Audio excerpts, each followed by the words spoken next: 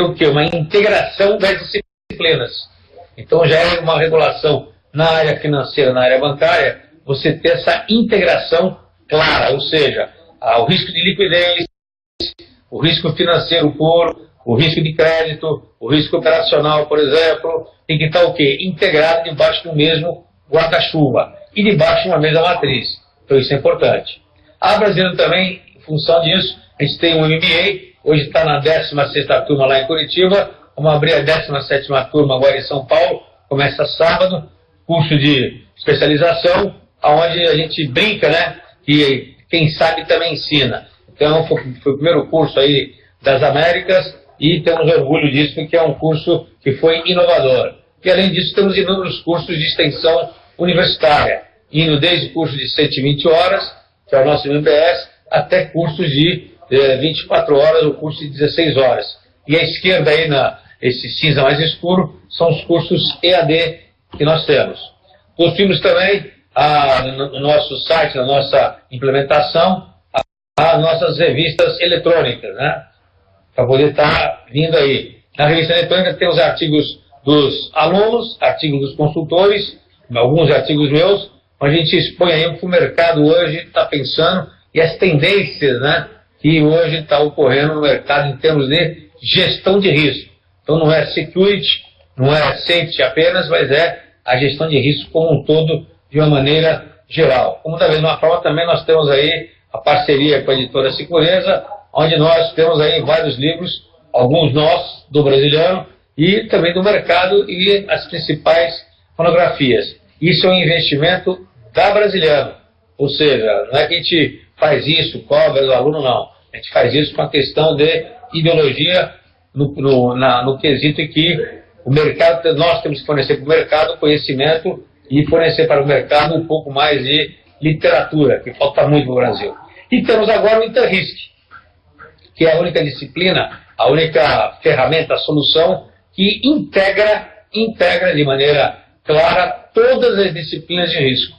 Então você pode usar a métrica que for, tá certo? Por trás, que ela vai jogar isso numa mesma matriz de risco e vai subir para a diretoria num único relatório integrado. Então a gente consegue fazer a integração em risco. Isso é chamado de inteligência e risco, que a gente vai explicar um pouquinho mais na frente. Mas o Interrisc faz isso de maneira clara, direta, e é inovador nesse sentido. Os outros sistemas que tem no mercado, eles fazem isso de forma ainda separada, não integrada como nós fazemos. E tem outro diferencial, que é também você trabalhar com impacto cruzado. E você ter a questão da chamada interconectividade. Então isso é uma vantagem que nós temos. A outra, a terceira vantagem boa que nós temos aí, é que está na nuvem. Então na nuvem, está protegido, não precisa e não depende da área de TI. Então você pode estar gerenciando, pode adquirir o sistema sem infraestrutura nenhuma. Isso é importante. Então pode correr solto. Então isso aí é que vem a ser a questão da Brasiliano em si. Na Brasiliano também nós temos aí são alguns clientes agora do Interrisc, que nós já temos. Ele foi lançado agora em junho praticamente. Então são clientes nossos do Interrisc. E temos aí uma parceria com o Bondon James, que é um software que é a primeira barreira contra a fuga de informação. O que é isso aqui contra ataque cibernético? Ele classifica a informação. Ele obriga que a política de classificação das informações que as empresas deveriam ter, né, seja cumprida através do sistema. Ou seja, vou lançar um arquivo para fora via o e-mail tem que estar classificado, se a pessoa pode jogar aquele conteúdo para aquele destinatário. E o conteúdo tem que estar também classificado. Então você obriga que a empresa inteira tenha seus arquivos classificados. Então isso faz de uma maneira automatizada, no metabanco de dados, para que você tenha, a empresa tenha e se sinta mais protegida em relação a isso. Okay? Então essa é a verdadeira razão de você estar fazendo essas parcerias. Então, pelo quem conhece a gente há muito tempo, viu que a gente está mudando o modelo de negócio. Nós saímos de uma consultoria tradicional, estamos indo para uma consultoria, onde nós estamos oferecendo a solução junto com uma ferramenta. Tá certo? Então, vocês vão entender isso aí, porque isso é importante ter na mão. Essas são algumas características mais do Bondon James, esses são alguns clientes deles internacionais. O Bondon James é uma empresa inglesa, faz serviço para o Ministério de Defesa inglês, e trabalha na área de defesa também lá na Inglaterra. E abriu isso daí para o mercado internacional. Então nós conseguimos fazer essa representação deles aqui no Brasil. Okay? Aqui nós temos alguns clientes nossos, já conhecem isso daqui, das mais diversas áreas, tá certo? A área financeira, a área de petróleo, a área de comunicação, a área de aviação, por exemplo. Só que agora, aqui rapidinho, vou entrar o seu tema específico, para não tomar muito o tempo de vocês. Outros tipos de clientes que nós temos aí, pega a questão de laboratório, pega a questão aí, por exemplo, Vale, Login, VLI, Porto. Então, a gente tem uma cama, né, de indústrias onde nós trabalhamos aí muito grande. Poder estar dando para todo mundo aí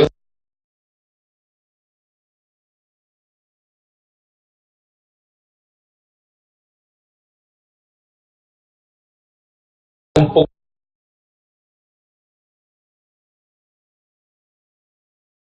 mais da nossa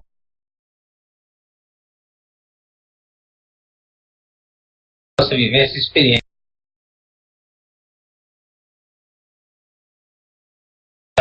É,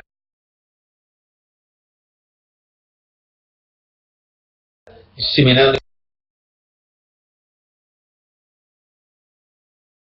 isso aí com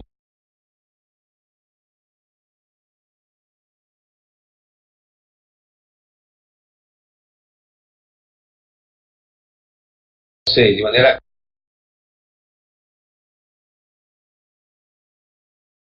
clara.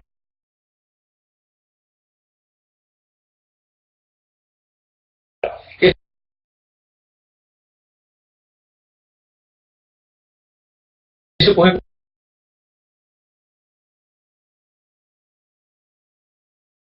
é.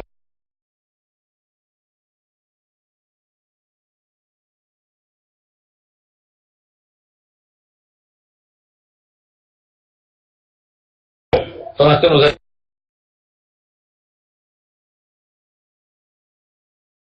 uma,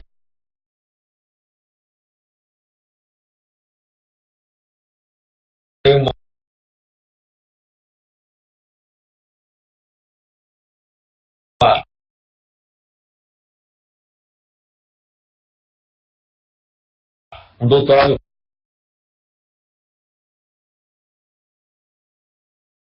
fora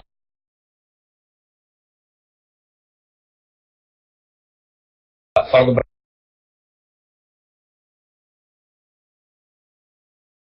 Brasil,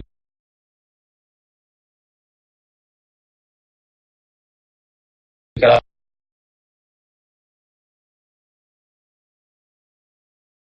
lá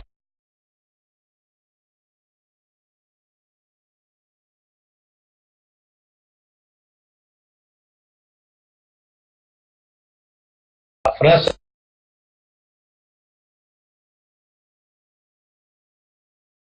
na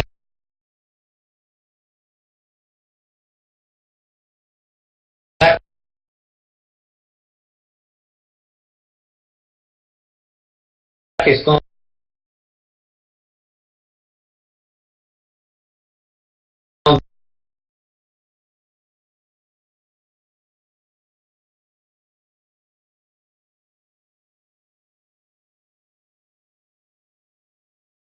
de construção de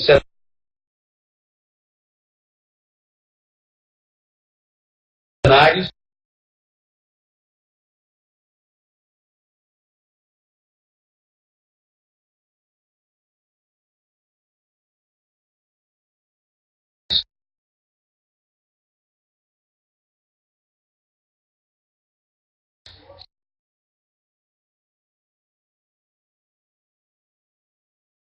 cenários de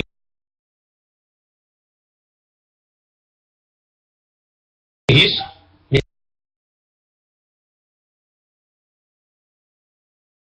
Minha tese foi no Rio de Janeiro.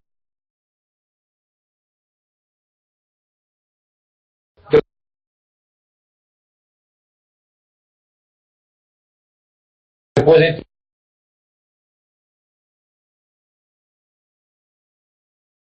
então,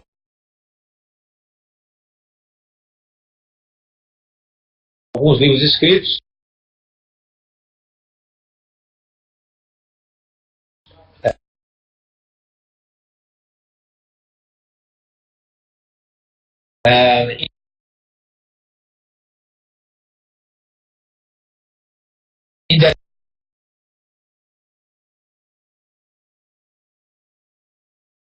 Idealizamos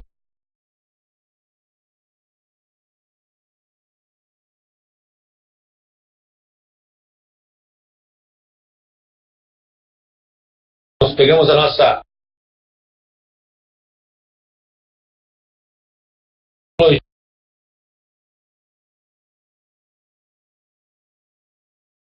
dia que a gente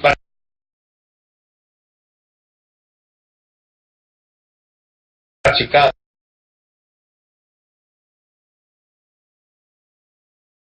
na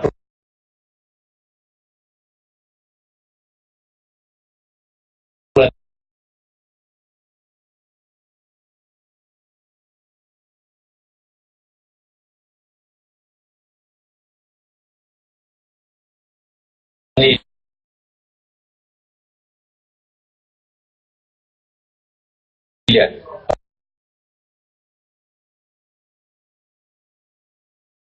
Passamos por risco com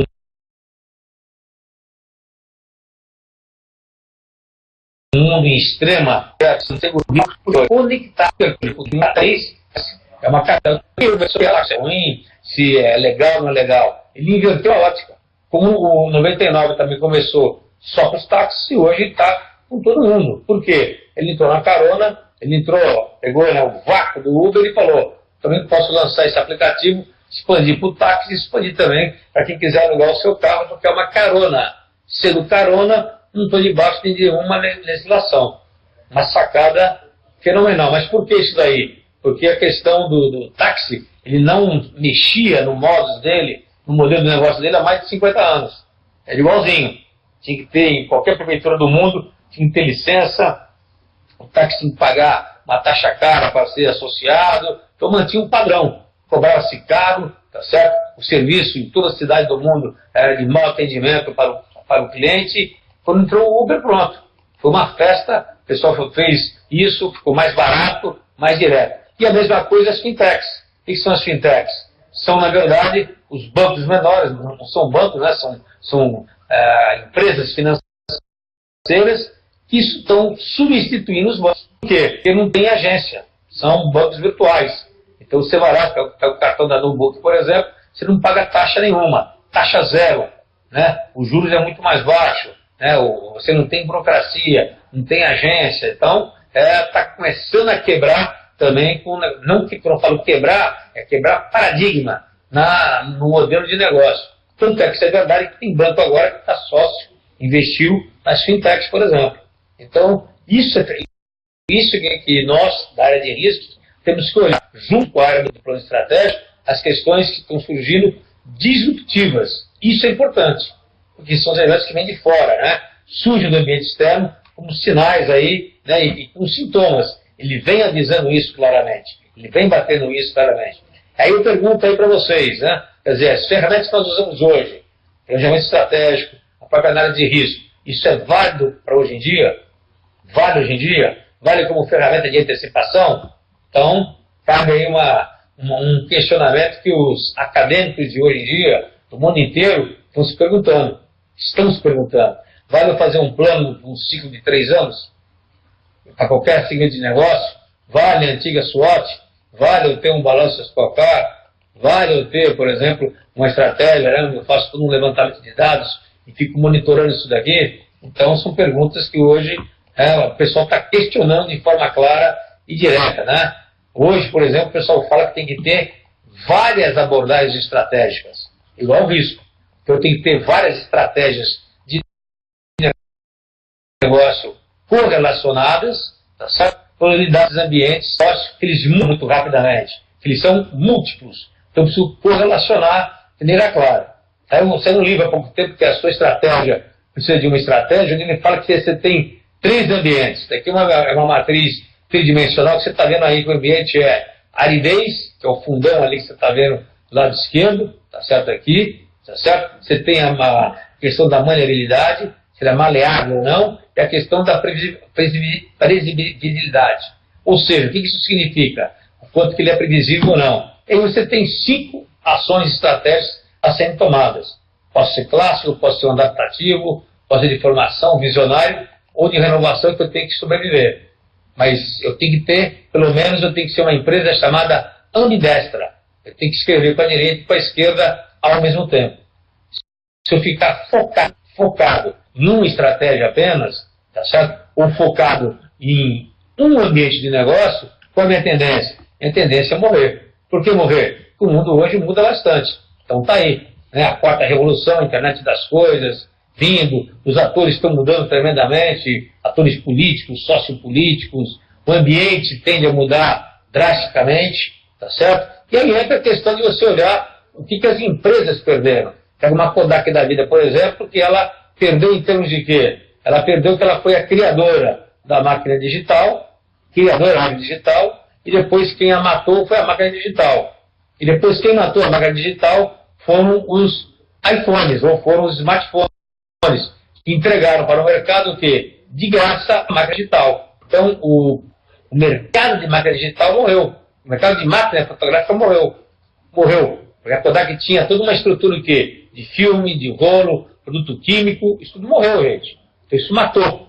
Quer dizer, isso é uma questão disruptiva. Lá atrás, quem enxergou isso há tempos atrás? São pequenos exemplos que a gente poderia estar conversando.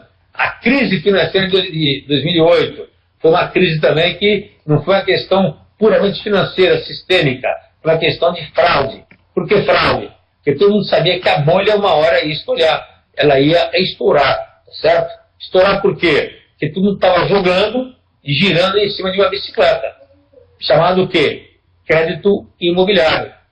E dando crédito para quem não tinha como pagar. Então, para quem fosse há 10 anos atrás nos Estados Unidos, qualquer um de nós compraria uma casa de 2 milhões de dólares.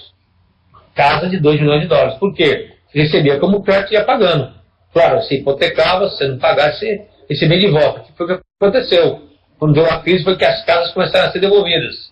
Tá certo? Porque só não tinha mais dinheiro para poder pagar. E aí começou a acumular. Aí os créditos ficaram, na verdade, ficaram sujos, na verdade, porque na verdade ficou podre, né? A questão do crédito, isso arrebentou. Quando arrebentou, os bancos começaram a quebrar. Para evitar uma quebradeira nacional americana e internacional, o americano colocou dinheiro.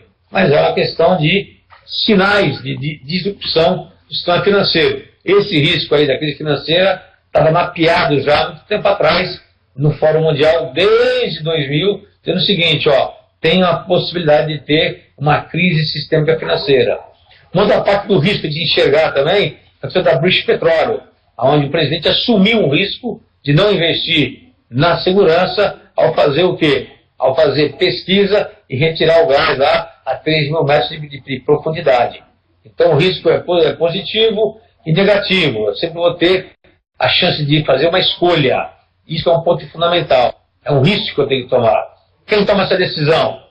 É a diretoria, é a presidência. Se não for requisito legal. Então isso é um ponto fundamental. Quer dizer, aconteceu o problema, vendo vocês aí que está escrito no chat, que ele, presidente, se preocupava com a segurança, até que tem usado tampa de café, não falar no celular no carro, mas na hora de colocar o dinheiro no da segurança na perfuração de petróleo, como era mais caro, ele não quis colocar por causa do business. E aí deu no que deu. Então isso são as visões que nós temos que ter, tá certo? Que é importante. Ou a fraude na Petrobras. Petrobras até 10 anos atrás, 8 anos atrás, era benchmark no mercado em controle interno.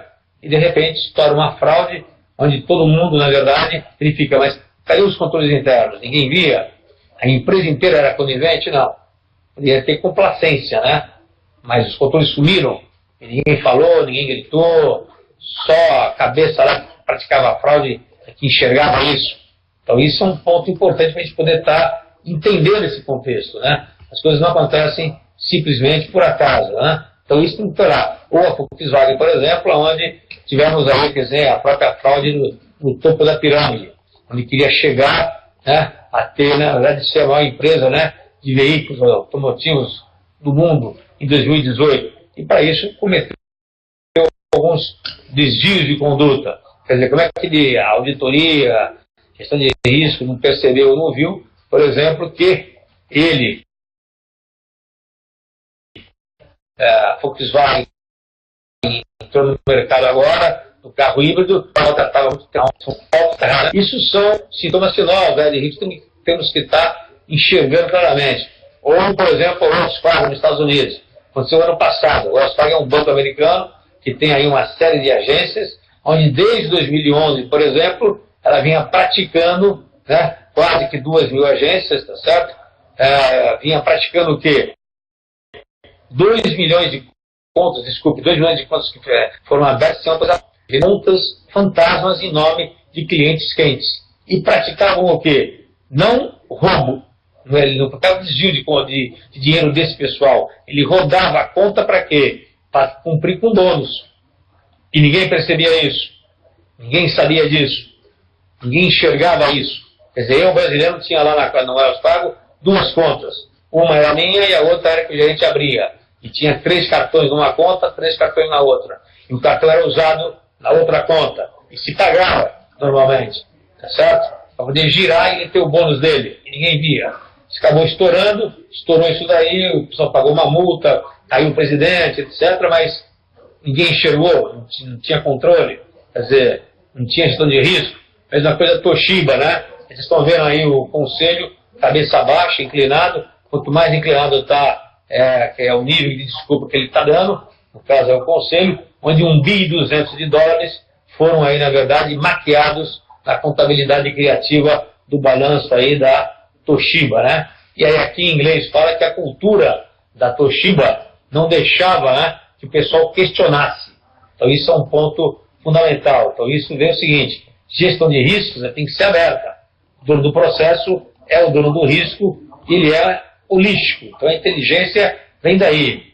Ou a importância de prever, tá certo? Você não pode ficar preso em cima de paradigmas. Aí tem o caso da Ford e da GM, né? O modelo T, que Ford foi o homem do século XX, tá certo? Ao criar o carro, uma situação totalmente adversa.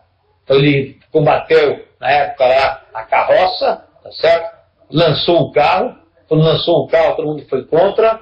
Ele foi persistente, modernizou, na verdade, as linhas de montagem, padronizou e modernizou, transformou o carro num carro extremamente barato, um carro para massa, só que depois ele dogmatizou. O que é dogmatizar? Ele criou um dogma que não se podia mexer na estratégia dele. E aí aconteceu o quê? A GM entrou embaixo, vocês estão vendo aqui embaixo, ele entrou depois de um certo tempo com várias linhas de carro.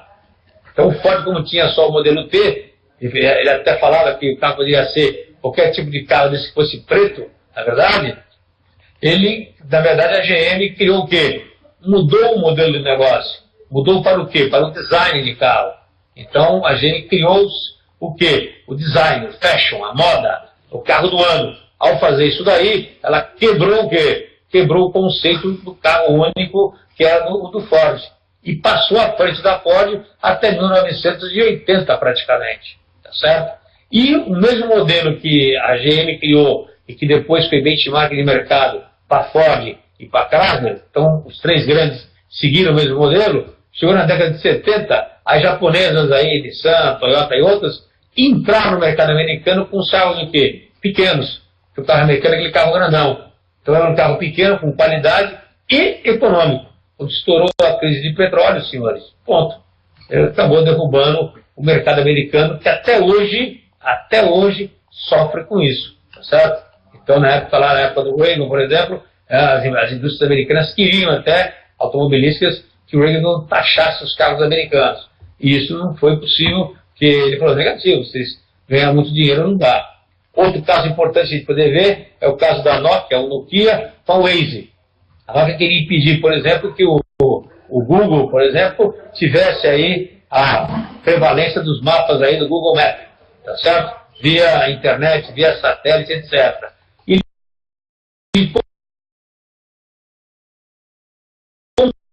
comprou, investiu 8 bilhões de dólares em quê?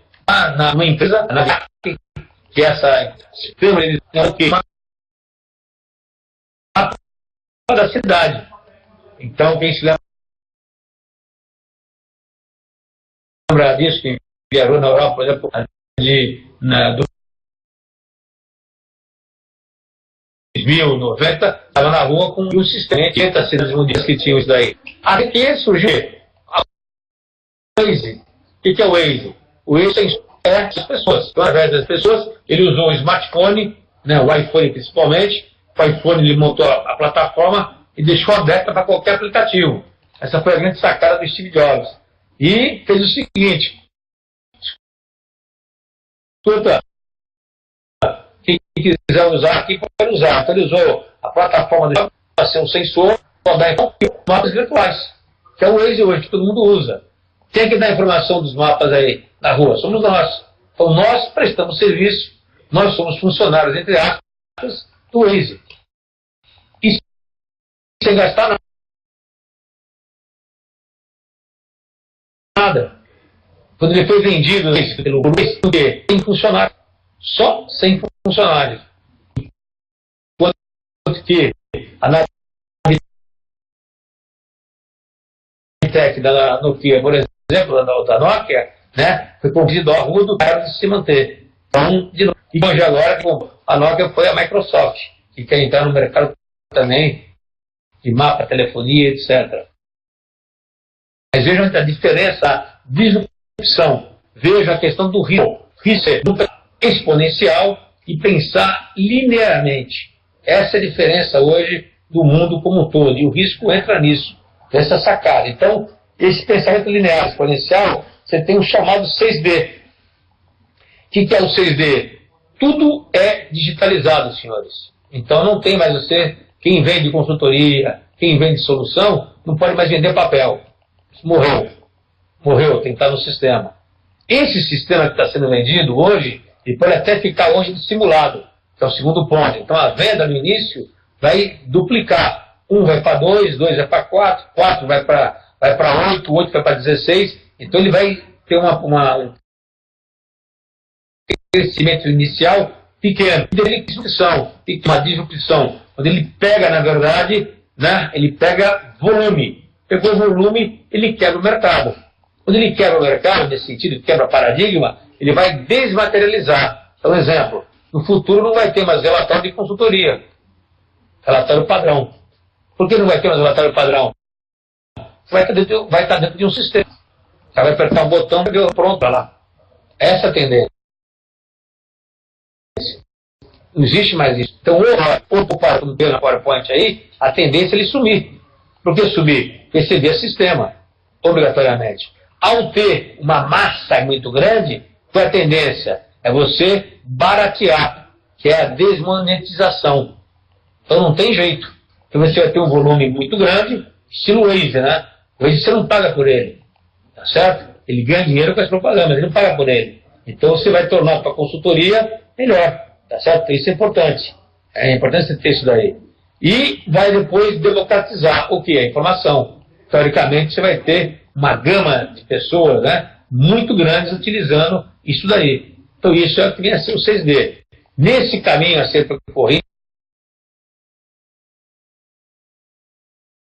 que nós estamos percorrendo, nós que eu falo é o mundo hoje, é que nós podemos verificar quais são essa importância nossa estratégica, tá certo? Aí entra o chamado mundo VUCA, onde nós temos aí uma série de informações. Então nós temos que saber filtrar essas informações. Aí tem aí um chato de você ver uma série de informações que você não consegue nem ler direito. Porque nem ler direito, o volume de informações ele é muito grande, a gente consegue aí, não tem como interpretar isso rapidamente. E esse VUCA, né, que vem a ser volatilidade, incerteza, complexidade, na verdade, ambiguidade, que é o VIC em português, surgiu da onde? Surgiu da militar. Então surgiu lá do colégio americano na década de 90 para poder ter a liderança americana em situações adversas. E hoje adaptar para o mundo do negócio. Tá certo? Tem que vem a ser isso daí de maneira clara e direta. Volatilidade é a taxa de mudança do meio ambiente. É difícil a gente fazer previsões. Tá certo? É difícil a gente fazer as antecipações. Por quê? Muda muito rapidamente. Ele é volátil.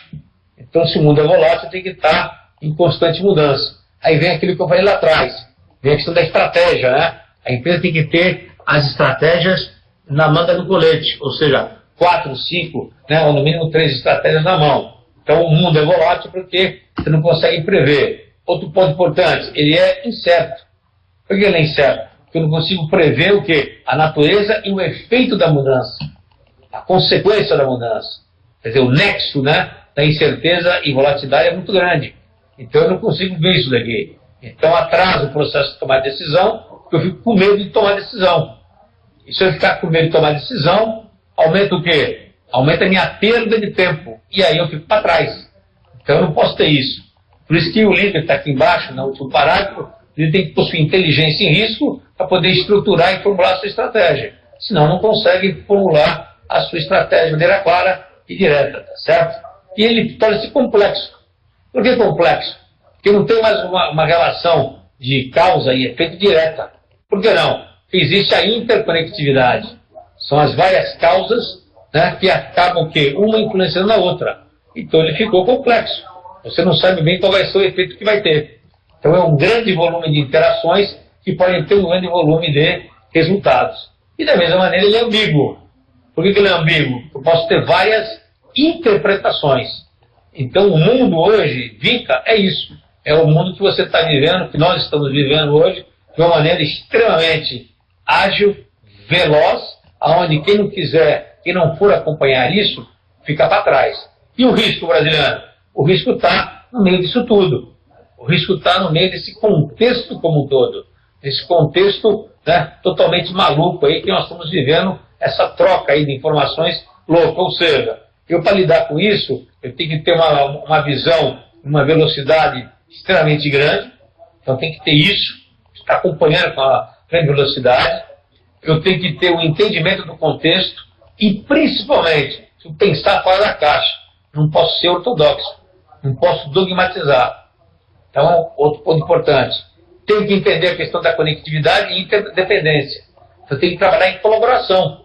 Se eu trabalhar sozinho, eu me fecho na caixinha, no meu departamento, e fico lá dentro de uma campânula, sem enxergar a ambiência, tá certo?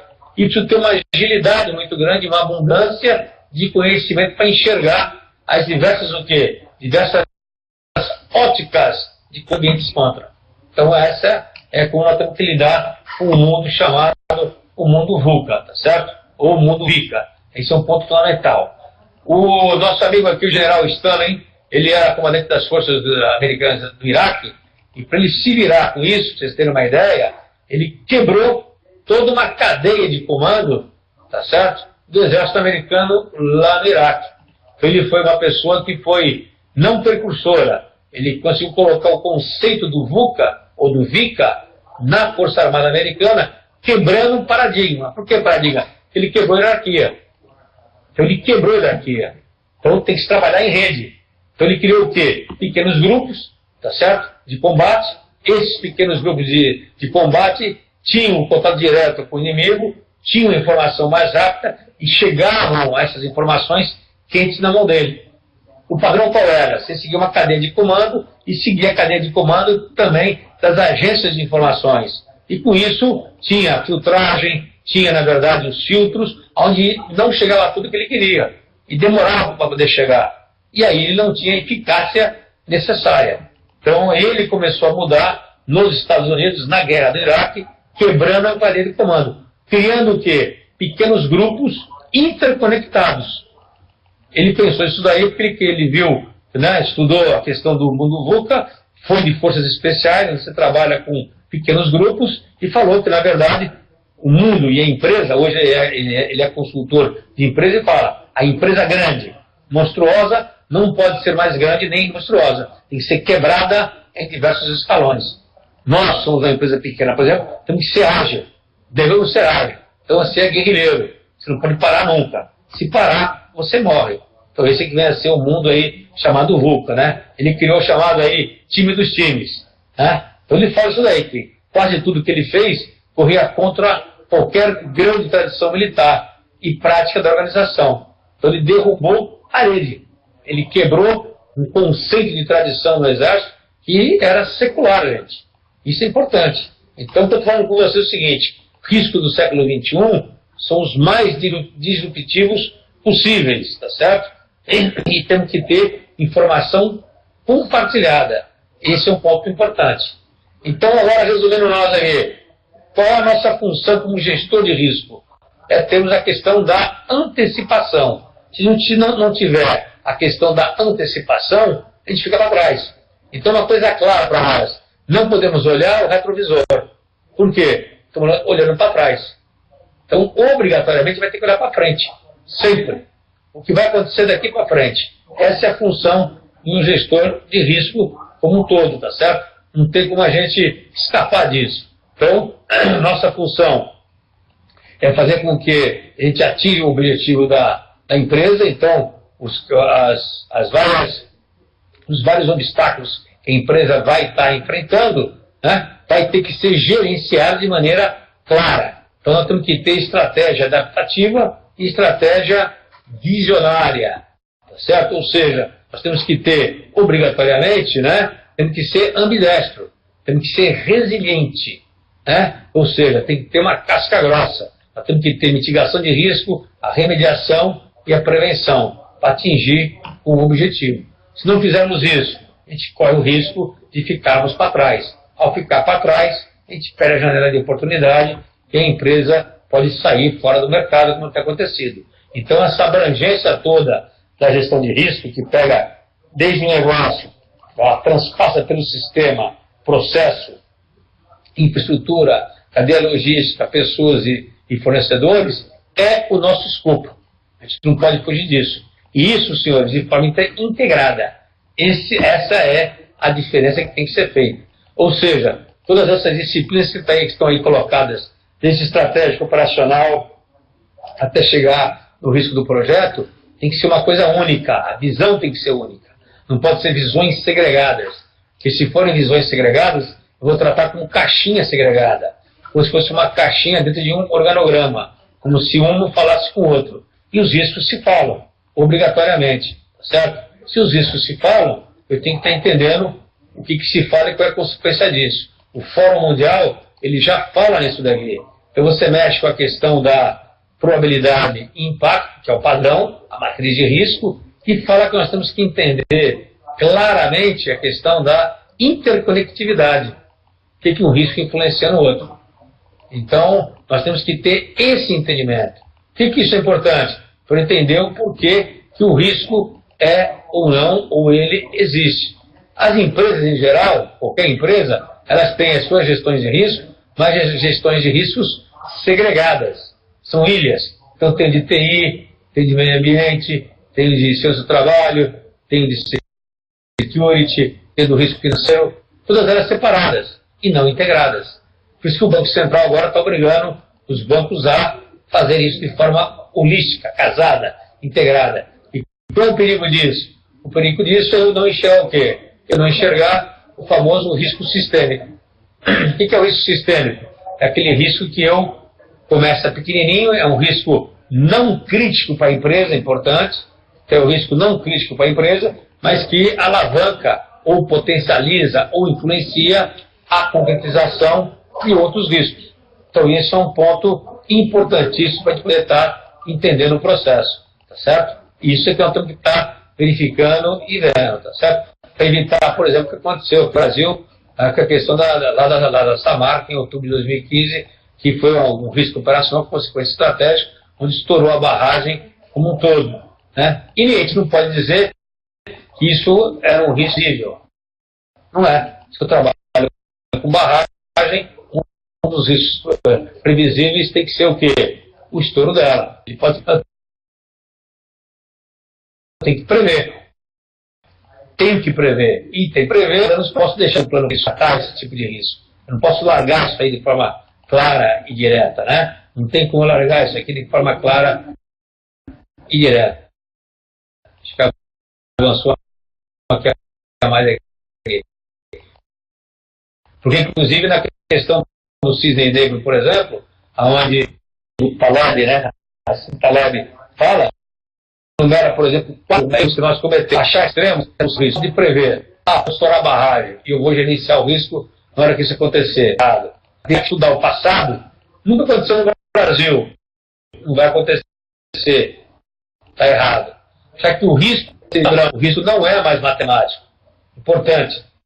Então, o que vale hoje são os processos qualitativos. Por que qualitativo? Você coloca o fator humano para poder estar avaliando. Não significa equivalência psicológica, que é o fator humano. Quer dizer, então esse é um ponto fundamental. Eu não posso confundir isso daí. Se as pessoas confundirem isso, cria-se o dogma, criou o dogma, não consigo caminhar. Para lutar contra isso, né, o mundo começou a criar modelos. Existe esse modelo de governança na Europa, que nasceu em 2011, que é a chamada 3 linhas de defesa.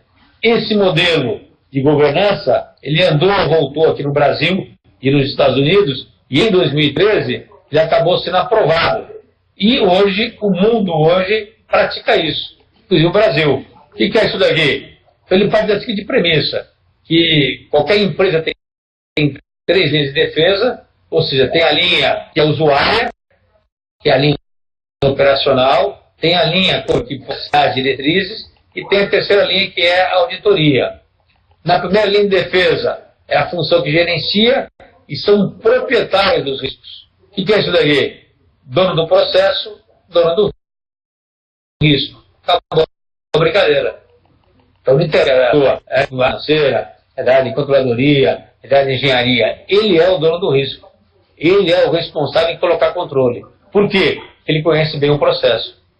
Nós vamos dar o que para ele na segunda linha de defesa? Nós vamos dar o quê? Nós vamos dar ferramenta para ele e vamos dar processo para ele. Para quê? Para eu poder integrar essas informações de todas as disciplinas de risco.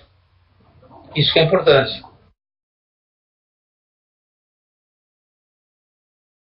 Isso que é importante. E a terceira linha ela vem a auditoria, jogar o processo de gestão de risco, ela homologa o processo de gestão de risco, vai beber do néctar da segunda linha, quais são os processos críticos, as áreas-chave, os controles-chaves, para verificar se esses controles funcionam. Aonde? Na primeira linha. Então ele vai para a primeira linha direcionado já. E não faz o voo cego. O que é o voo cego? Vem aqui chutar ou achar que aquele processo é importante e ele, auditor, fazer a análise de risco. Isso não existe. Ele tem que fazer o processo de testar controle. O auditor não analisa o risco, ele testa o controle para saber se o controle segura o risco, ou os fatores de risco. Isso é um ponto fundamental. A diretoria executiva é a responsável direta pelos riscos, o presidente e o financeiro, tá certo? E, na verdade, a administração, o conselho de administração, passa a ser corresponsável porque a auditoria tem que reportar para ele, via o comitê de auditoria. Então não tem mais desculpa. Por isso que no caso da Samarco, 2 membros do conselho foram iniciados, toda a diretoria foi iniciada, a segunda iniciativa foi iniciada. Certo? E sobrou também para alguém aqui na terceira linha. Por quê? Porque a auditoria não identificou e não pegou, né, que o plano de contingência, o plano de emergência deles, não estava aderente ao que as práticas exigiam. Então isso é um ponto fundamental. Fora, tem a auditoria externa e tem o órgão regulador. Mas o ponto fundamental é que isso tem que rodar. Isso significa o seguinte, que nós, como segunda linha, temos que fazer o quê? Temos que ter isso daqui, Então, qual é a função nossa? A nossa função é fazer a integração de quê? De todas as informações estratégicas da primeira linha, das primeiras linhas. Então, eu tenho que pegar todas as informações e colocar no liquidificador. E tirada do que daqui? Quais são os indicadores estratégicos de risco, os mapas de risco estratégicos, os cenários de risco e as soluções. Pergunto eu a vocês, como é que eu vou fazer isso daqui através de planilha? Impossível. Não consigo fazer. Não consigo fazer. Então, como fazer na mão uma integração de dados de informação, de análise de risco na planilha? Não tem como fazer. Não tem. Se alguém falar para mim que faz, está mentindo, porque não consegue. Então, eu vou controlar os planos de ações da primeira linha. Tá certo? Que vão ser 100, 200, 300. Não tem como fazer isso na munheca. Não tem. Não existe possibilidade. Então, a gente vai ficar atrasado. Ficando atrasado, estão defasados, aqueles riscos que a gente falou lá atrás, hoje, numa velocidade exponencial, eles vão começar a acontecer. E a empresa perde oportunidade. Então a função nossa, senhores, é fornecer inteligência. O que é inteligência? Inteligência é você fornecer essas interpretações com esses indicadores aqui, ó, com esses produtos aqui. Esse aqui é você fornecer inteligência em risco. Agora pergunto eu a vocês, a gente faz isso hoje na prática? Resposta, não. Poucas empresas no Brasil, posso contar aqui na mão direita aqui, apenas na mão direita, as empresas que têm essas informações aqui integradas. Infelizmente é isso. A gente começa a praticar agora isso daí. Mas isso é um mote que tem que ser feito de maneira clara e direta, tá certo? Então eu posso usar qualquer um dos modelos aqui. COS 1, COS 2, 31 mil, não interessa. Eu tenho que rechear isso daqui de ferramenta, obrigatoriamente, para ter um processo estruturado. E cada disciplina que eu vou trabalhar, ela pode ter o quê? O processo dela, tá certo? Por quê? Porque eu vou trabalhar com processo mapeado interno, com risco identificado, que está aqui, e com controle. Isso é o padrão, seja qual for o tipo de risco. Processo mapeado, risco identificado, e os fatores de risco, e o controle que segura os fatores de risco. Isso é o padrão. E cada uma das disciplinas, me interessa ela também, ela pode ter o quê? Internamente, a métrica que for, o modelo que for, mas o padrão tem que ser o mesmo, ó. Seja qual for o padrão, mas a carinha tem que ser a mesma. Por quê? Porque a matriz é a mesma. Então você tem que pegar as várias disciplinas e integrar e colocar numa única panela. E daí colocar no liquidificador. Isso só se faz, senhores, através de sistema. Então a questão da digitalização, que eu falei para vocês, a questão da disrupção e a questão que eu falei para vocês da democratização já está acontecendo. Não tem como não acontecer. A desmaterialização, de você fazer no papel, fazer isso em planilha, isso está acontecendo. Isso vai deixar de existir. Não tem como existir isso no século XXI. Não tem. Isso já é tendência já. Isso é do passado. Então hoje quem trabalha com planilha, desculpem, é passado. Aí entra nós. Entra nós quem? Interrisc. Por que o Interrisc? Porque é uma ferramenta que pode fazer isso e faz isso. Uma das pontas hoje do mercado internacional que integra as disciplinas. Ele integra as disciplinas criando a inteligência. Ou seja, eu escolho aqui quais são os processos ou as áreas consideradas chaves, de acordo com a minha cadeia de valor. Então isso aqui vale para toda empresa, se for o caso. Isso aqui é uma ferramenta apenas, tá certo? Aí, em cima disso, eu passo a fazer o quê? Eu passo a saber quais são as áreas, né, consideradas críticas. Isso aqui é só um exemplo, ó. Então eu vou estar o quê? Tem que serve essa ferramenta aqui, o BIA, Business Impact Analysis, para eu priorizar quais são as áreas que eu vou iniciar o processo de gestão de risco. Essa é a sacada que eu tenho que fazer. Iniciar o processo, tá certo? Então isso é fundamental. Os processos meus, algumas áreas têm que ter processo mapeado.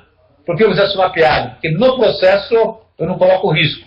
Eu coloco fator de risco, obrigatoriamente. Tá certo? Então isso é importante. Coloco fator de risco. E junto com o fator de risco, coloco os controles. Para saber se esse controle aqui segura o fator de risco que eu levantei. Eu tenho que saber isso aqui no futuro. Então eu tenho que saber fator de risco e controle. Ponto fundamental. Outro ponto fundamental. Tem que ter uma ferramenta que me dê causa e efeito. Lembram disso? Causa e efeito. Questão lógica. Questão da complexidade. Então eu tenho que estar identificando o risco e tem que saber claramente e não chutar se essas causas aqui são as deficiências que eu tenho, são os fatores de risco, eles impulsionam cada um dos riscos. Tá certo? Isso é ferramenta. Vou rechear isso daí. Isso é um trabalho que eu tenho que fazer. E automaticamente vou usar o quê? Vou usar uma matriz para saber o seguinte: quais são as principais ou os principais fatores de risco. Da onde? Do meu processo ou da minha área. Então eu vou ter uma ferramenta, eu vou ter que ter uma métrica para saber quais são os fatores mais importantes. Por que isso aqui é importante? Porque eu vou colocar controle aonde? Nos fatores que estão no verde ou nos fatores que estão no vermelho? Os fatores que estão no vermelho. Se eu colocar controle no verde, eu vou enxugar gelo. Que é o que acontece às vezes. Então tem empresa que tem em processo vários controles, e esses vários controles, eles estão o quê? em cima de fatores de risco que não são tão influenciadores. Aí você enxuga gelo, porque não tem resultado. Então, esse é um ponto fundamental que a ferramenta tem que dar. E só faz isso com integração de informação. Se não tivesse a integração, você fica a pé, tá certo? Faça a questão da probabilidade de impacto, não interessa que é processo, meio ambiente, trabalho, financeiro, não interessa. Posso usar a métrica que for aqui. Para quê? Para que todas as disciplinas vá para onde? Para uma matriz de risco única. Então a empresa inteira vai trabalhar com a matriz de risco única. E todos os riscos vão vir para cá. E eu vou filtrar. Quais são os riscos que estão no quadrante vermelho aqui em cima, no bico do corvo? Eu vou saber quais são eles. Eu tenho que saber, que vai ser a minha prioridade 1. Quais são os fatores desses riscos que estão aqui? Tem fatores comuns? Para quê? Para poder estar montando o plano de ação. Trabalha com o conceito de inerente residual, tem que trabalhar com isso, o risco puro e o risco controle, obrigatoriamente, tá certo? Você que demais. Tá certo? Obrigatoriamente, ó. E eu posso filtrar. O que é filtrar? Saber, na verdade, quais são os riscos e quais são os seus respectivos fatores de risco, etc. Então, você deve filtrar olhando a matriz de risco. Então, isso é fundamental a gente ter essa filtragem. Ó. Quem é vermelho, quem é laranja, quem é verde, quem é amarelo. Eu posso filtrar isso daqui. Então, isso para a segunda linha, que é uma linha estratégica, ela é primordial. Ela passa a ser uma função estratégica dentro da empresa. Teste depois os controles, faça um walkthrough e verifique se o gestor que falou para mim que aquele controle funciona, eu vou verificar. Mas todos os controles, não. Vou verificar o controle aonde? No processo crítico, no risco crítico, que é o risco inerente crítico. E vou em cima do objetivo dele. O objetivo dele. Eu tenho que ir em cima do objetivo dele. De quem? Do controle. O objetivo dele, como consegue barrar o fator de... Então isso é importante, ó. Se não conseguir barrar, estou enxugando gelo. Então não adianta eu ser eficiente. Eu tenho que ser eficaz. Então isso é um ponto fundamental que vocês têm que sacar que a ferramenta fornece para vocês. Comparo depois a inerência com o residual, né? Quer dizer, se baixou ou subiu o grau de risco, se subiu ou baixou o grau de risco, ó, daqui, ou se ele permaneceu igual, se é que os controles não são eficazes. Então, eu preciso montar um plano de ação para que o controle seja eficaz. Então, isso é importante eu saber. A ferramenta te dá isso automaticamente, tá certo? De maneira clara e direta. Faço isso daqui com todas as disciplinas, ó.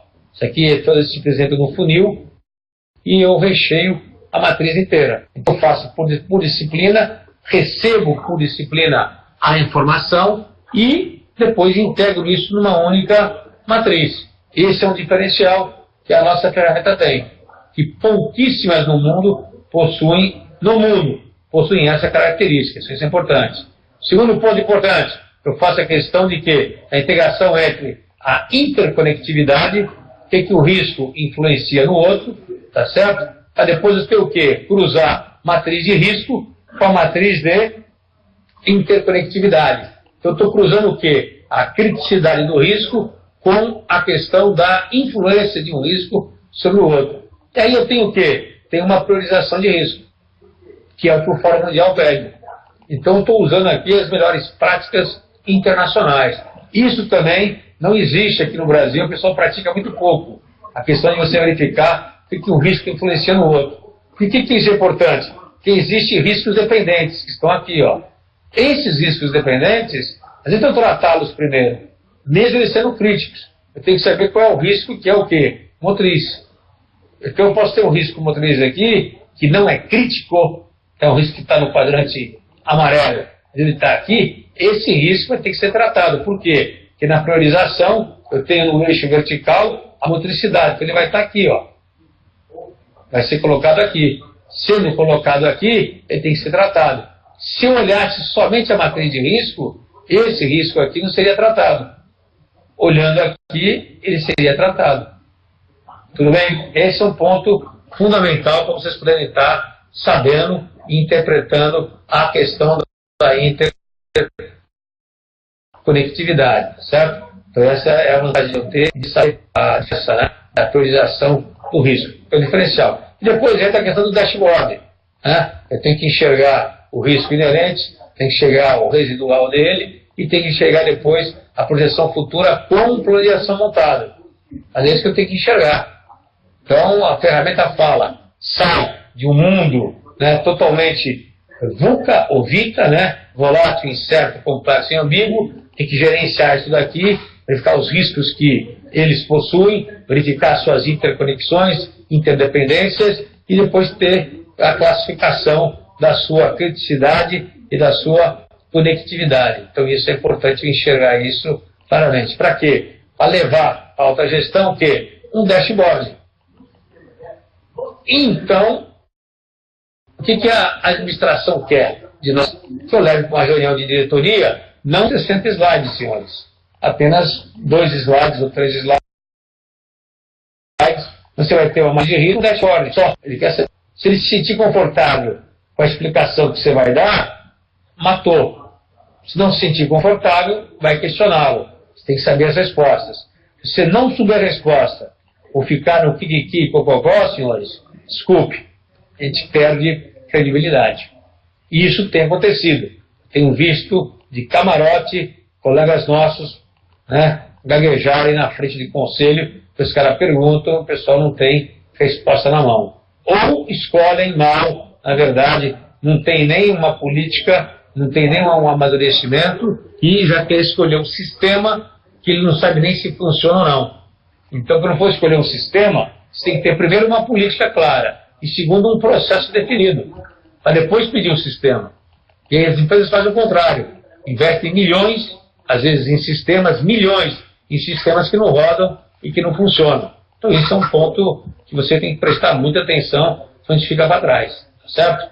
Aí tem algumas vantagens do nosso sistema, framework gerencial, menor espaço de mercado, usabilidade, investimento super barato nosso, porque nós estamos na fase da democratização, então isso é importante, estamos já praticando isso no 6D, ele prioriza recursos, a margenagem dele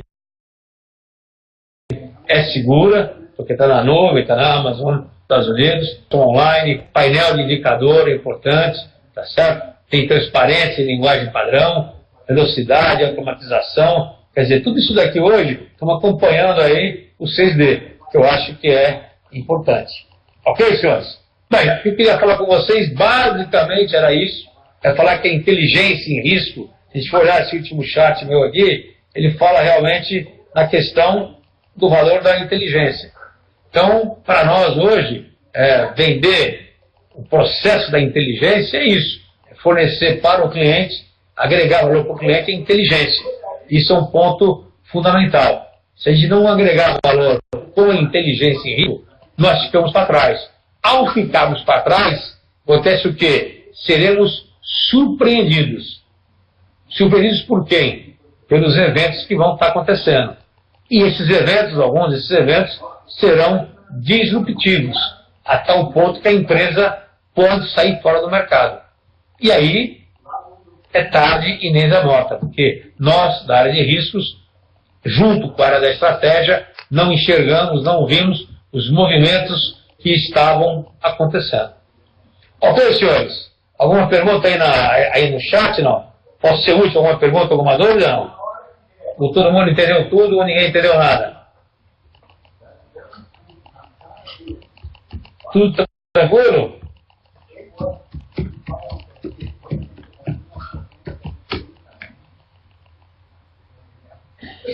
Dá para ter uma ideia do custo da ferramenta? Quem está perguntando é o Vitor. Quer bater o quê? O Vitor está perguntando se dá para ter uma ideia do custo da ferramenta. Ah, sim, o custo da ferramenta aí, Vitor, é barato aí. Nós estamos fazendo a alocação dele aí em torno de R$2.000 a R$2.500 aí por mês, aí, com tudo isso aí embutido, junto já com a consultoria. Então é um preço extremamente agressivo e democrático, do nosso ponto de vista. Tá certo? Com já algumas customizações embutidas nele. Ok? Respondido? Ok. Senhores, mais alguma dúvida? Não? Tranquilo?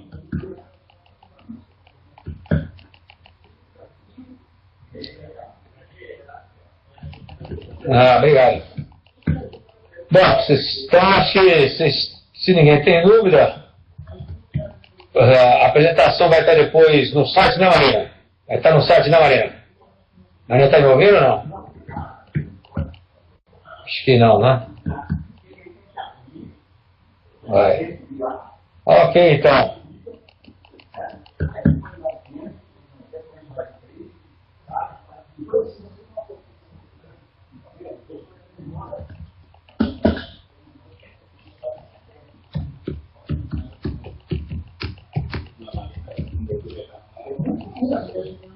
Hã? Então só reforçando, a apresentação vai estar no site e vai poder baixar, né, Marina? Vai poder baixar, não?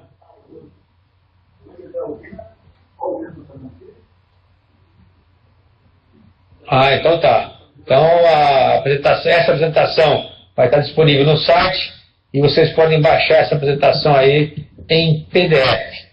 Então daqui a algumas horas e alguns minutos aí, a Marina vai colocar no site, Marina e o Matheus, e vocês podem acessar o site e baixar a apresentação. Ok, senhores? Pergunto, alguma dúvida a mais, não?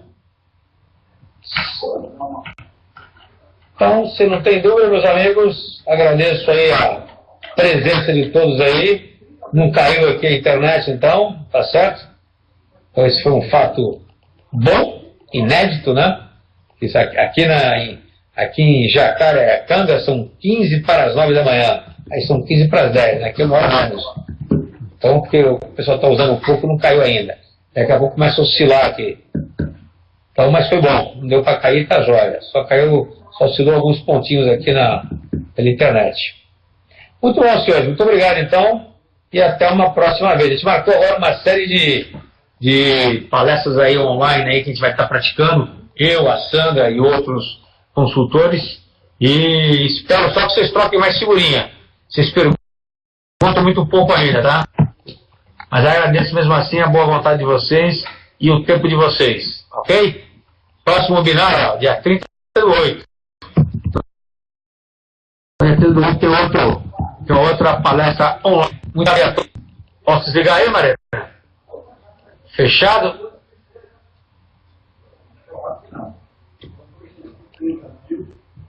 Sim, posso desligar. Senhores, muito obrigado. Até uma próxima vez aí. Agradeço a boa vontade de vocês pelo tempo aí. Um abraço.